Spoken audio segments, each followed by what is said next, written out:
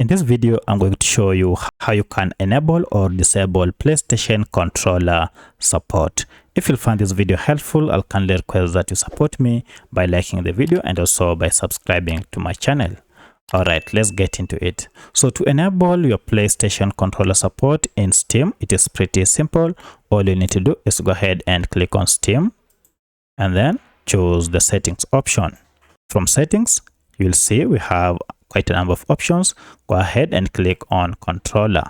Under controller, you'll be able to see we have this option, PlayStation controller support, that is under external gamepad settings. Currently, you can see it is enabled, and we can go ahead and change the settings by either disabling it, or you can also go ahead and enable it or leave it to the default settings, which is enable in-game support.